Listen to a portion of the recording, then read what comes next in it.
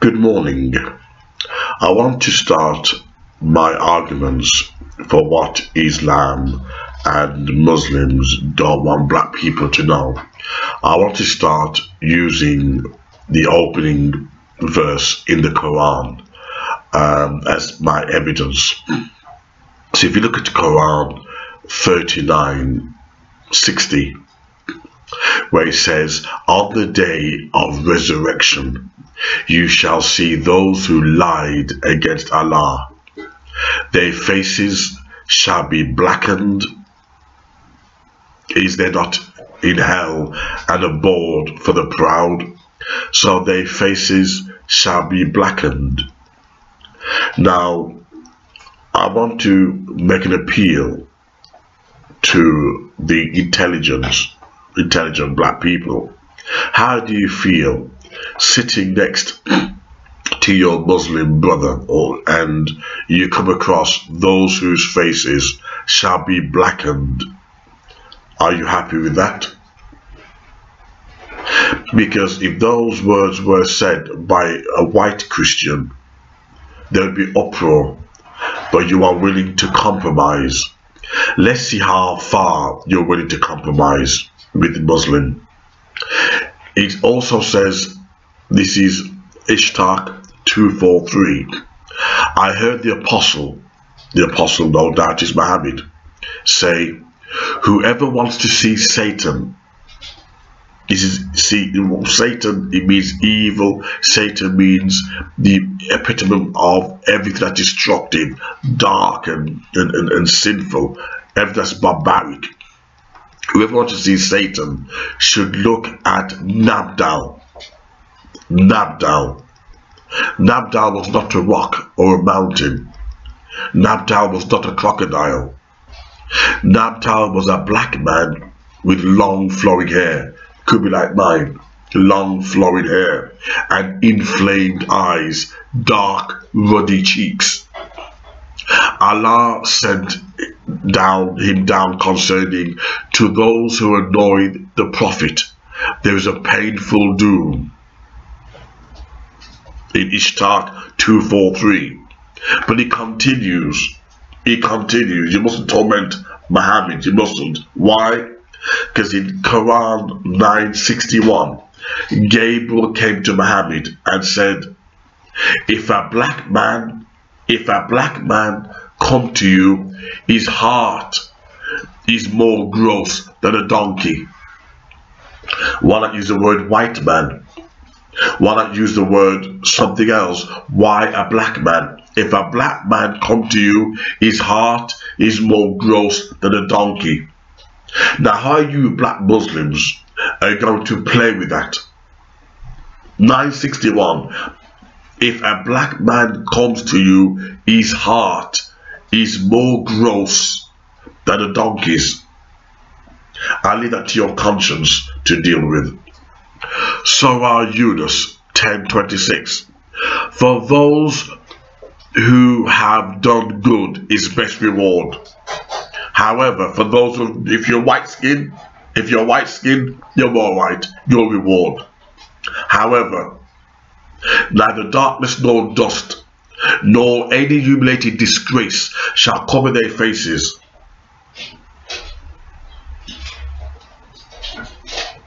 The interesting one. Their faces will be covered, as it were, with pieces from darkness of the night. It continues. Al-Tabari, volume 2, page 11. Now, obviously, Muhammad was plagiarizing Jewish literature, and while he was plagiarizing it, obviously his own prejudices came out. In the story of Noah, Shem, the son of Noah, was the father of the Arabs, the Persians and Greeks. Ham was the father of the black Africans, and Japheth was the father of the Turks, Gog and Magog. They were the cousins of the Turks. Noah prayed that the prophets and apostle would be descended from Shem, and kings would be from Japheth. He prayed the African, this is really crucial, he prayed that the African color would change so that their descendants would be slave to the Arabs and Turks. Hence, which is why in the video I watched this week, in Pakistan and Arabia, black people are treated as slaves because the word black means slave. Look it up. Look it up. The word black means slave. The Muslims only interact with black people on a slave level. If that was Christianity, if that was white people, we would have hell to pay. But Muslims, we're okay. Let's see how far we're okay with this. Sahih Bukhari 987 verse 161. Narrated, the fake prophet, the false prophet. I saw in a dream a black woman with unkempt hair. Do you know he saw this as a symbol of Medina, right? Being full of epidemic. By seeing a black person in your dream, it means disaster. So you white people tonight, if you dream you see me, if you dream you see me, ooh, epidemic, epidemic. That is some real serious racism. But it's okay for this man of God. It's okay. A black woman with unkempt hair is a sign of epidemic in Medina, according to Muhammad. Be prepared for the shock. Be prepared for the shock. A man of B. Adjutant told me that the Gabriel came to the apostle. They come to sit with you, a black man with long flowing hair and ruddy cheeks. His heart is more gross than a donkey. I think I met that part already. His heart is more gross than a donkey. The text continues one after the other. There's so many, so many where it tells you, do not have any Africans or black in your house. Now, I want to ask black people, you've been to white houses. I've been to white houses. I've been to loads of white houses. When's the last time you've been to the house of an Arab or an Indian? You tell me, when was the last time you've been to the house of an Arab or an Indian with their wives unveiled? You won't. Because the black people are seen as so low in the eyes of the Indian race. Although I'm discussing Muslims here, but unfortunately the Hindu caste system has caught up into this. You dare go to an Indian house unless they're Christians. You dare go to a Christian house. They see black people as low than animals, that you don't mind going there praying with the goddamn devil. That's why black people can't strive, because we have no goddamn shame. You don't mind bowing down with the devil. What's wrong with us? What the hell's wrong with us? I can give you thousands of texts from Muhammad's own mouth and the Bukhari's and the Hadiths where compare black people's souls to Satan. But we don't mind. We don't mind. We say, look at Islam. Yeah? Well, Muhammad was a founder of Islam. I am looking at Islam. I'm looking at Muhammad. I'm looking at Muhammad. I'm looking at Islam. He said, oh, don't look at bad Muslims. Don't look at bad Muslims. I'm not. I'm looking at Muhammad. I'm not looking at Muslims. I'm looking at Muhammad. His character, his behavior, his writings. He does not like black people. Before I leave a video for you to watch, now name me one racism towards black people that came out the words of Jesus. Name me one. I'm not trying to see Christians track Jesus here. Jesus and Muhammad. Name me one racist word that came out the mouth of Jesus. And that's why we black people are cursed. That's why we are cursed. Garbage collectors in the capital Sana'a in green uniforms, distinguished by their dark skin, they are the untouchables of Yemen. They are known as the Akhdam, an Arabic name for servants. They prefer to be called the marginalized ones, a caste languishing at Yemen's lowest social order. This is where they live, in slums on the edge of the city. This is where 6 families live together in the complete absence of basic living conditions. There's a growing sense among these people that there's nothing they can do to change the pervasive culture of prejudice and discrimination. Ali Mahdi shows the dark and poorly furnished room where he lives with his wife and children. In the rainy seasons, it floods, and during the horrid heat, life becomes impossible. My message to the world is please help us. We are all sick because of the filth and dirt and the severe poverty. This is not a decent life. We are Muslims like all Yemenis. We deserve a better life than this. Nu'man is an activist. He has been fighting for years to improve the rights of his own people. Inspired by the American civil rights leader Martin Luther King, he is urging skeptics to show patience in the fight against stigma. The only way to eliminate the stereotypes is to take action. The Akhdam have to understand that it is they who have to fight for their rights. We are Yemenis. The Constitution gives us the right to own a house and to go to school. However, rights are never granted. One must fight for them. Mujahid is a local leader. He says government promises to build houses for the Akhdam were but empty words. He worries more about the future of the children. Mistreated at school, they drop out at an early age, only to find themselves confined to scavenging or clearing away human waste to earn a living. A thorny path for a caste on the fringes of Yemeni society. Hashbah Bara, Al Jazeera, Sana'a.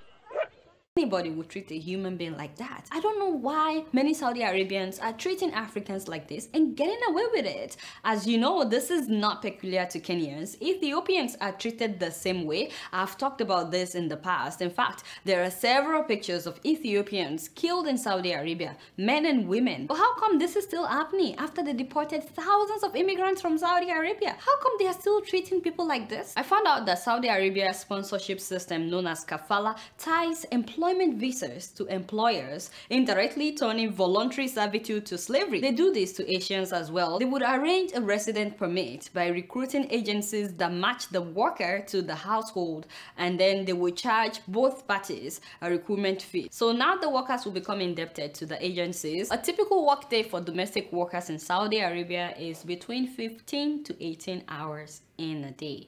Imagine somebody working straight for 18 hours in a day out of 24 hours, and they pay them about $5 to $7 per day. And guess what? Some of these employers would refuse to pay the employees for a long time. In fact, sometimes for years they may not pay their employees. They would say, we're giving you food, we're giving you a place to sleep, even if it's outside. They would say, what do you need the money for? So many employers have actually killed their employees if they keep asking for their money. There are no off days, no rest hours, there is no vacation, no nothing. As you know, slavery was officially abolished in Saudi Arabia in 1960. At that time though, there were about 300,000 slaves still in Saudi Arabia. Even though it was abolished on paper, hey, the practice continued unofficially. First of all, when will our people in Africa learn that the grass is not necessarily greener on the other side and that not all the glitter is gold? I mean, we've been hearing stories like this this for a long time, for a long time. Yet there are people who are still bent on taking their chances. As bad as it was for Joyce, she's actually very lucky. Very lucky, because several women were not able to escape for years. I've read stories of women who escaped after 2 years, after 4 years, and some were actually killed by their owners. Some men are treated the same way. In fact, 2 years ago, a Saudi man was advertising a male slave on Facebook, and he stated that they've castrated the man, rendering him impotent. This is the English version of what he said. So this is the thing: if you're not going to Saudi for tourism or for pilgrimage or to take up a professional job, please be careful. Please and please be careful. Again, I wish that African leaders would just develop our countries so that our people would not continue to suffer in the hands of such people in the name of searching for better life. And lastly, if you know someone or someone who knows someone who's desperate to get out of his or her country without knowing anything about where they're going, and please warn them to be familiar with where they're going. At least be able to speak the language of where you're going. Don't go anywhere because you got a contract from anyone. Really, Saudi Arabia, for how long would you treat Africans like this? And you know, I can't help but remember that hashtag that was started by Ethiopians when so many of them were being deported from Saudi Arabia. They had this hashtag called "Someone Tell Saudi Arabia." Someone tell Saudi Arabia that you cannot continue to treat human beings like this. Someone tell Saudi Arabia that just because the color of our skin is different from yours doesn't mean you're better in any way. Someone tell Saudi Arabia that the world is watching. We know what is going on. Someone tell Saudi Arabia that enough is enough. Someone tell Saudi Arabia that this will not go on for long. Someday Africa will take its rightful place among the rising continents. Someone tell Saudi Arabia. Guess what? I'm just keeping it real.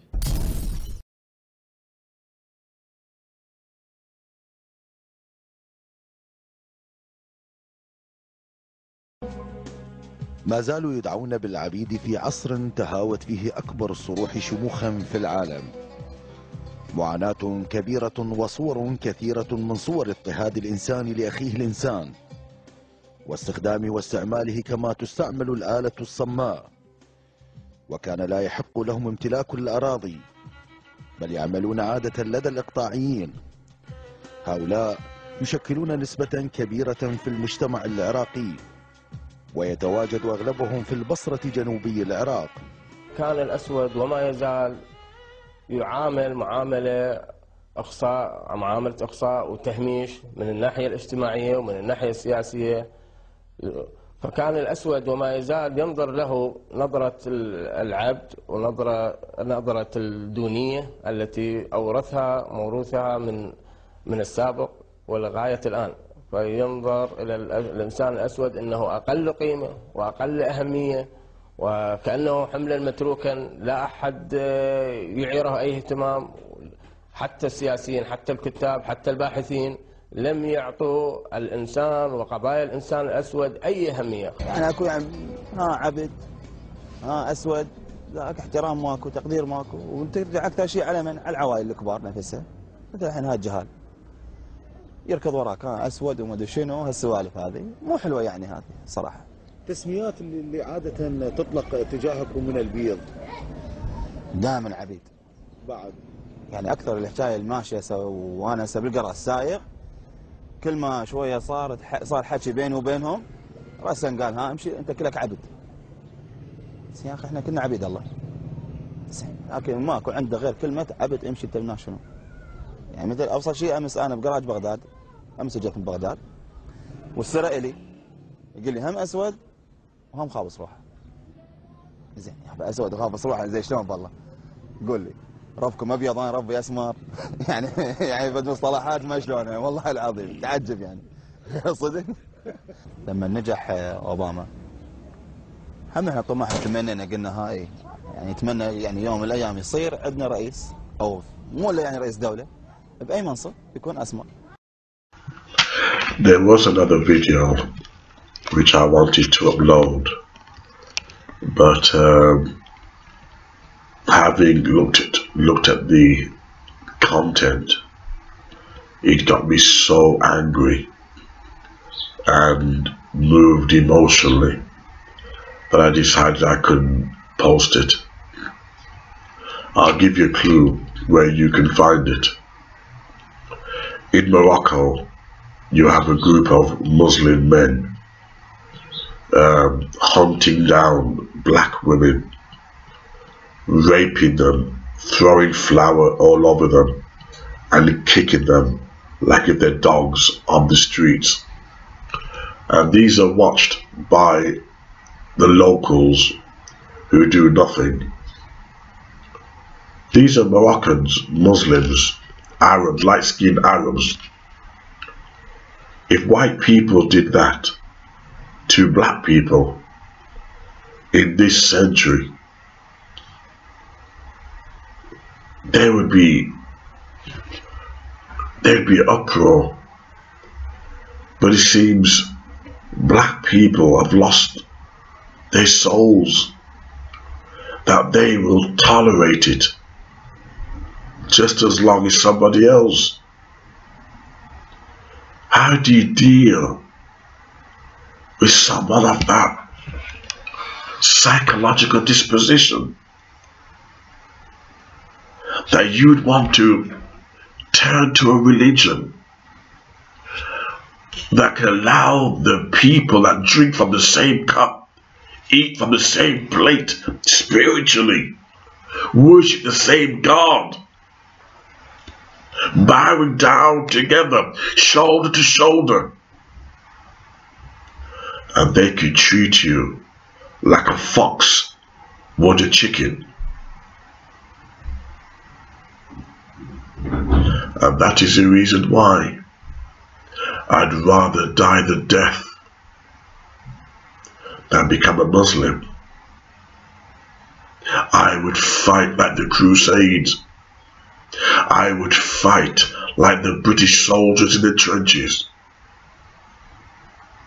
I would never, ever lose my integrity, my intelligence, my humanity, that I would see myself as a dog and take to a religion that view my people as a piece of dung. That's why I have no respect for black people. How can you respect a race of people that don't mind being treated as dung? It was a horrible video. I couldn't even look at it. This black woman being kicked like a dog in the 21st century. Kicking her like a dog.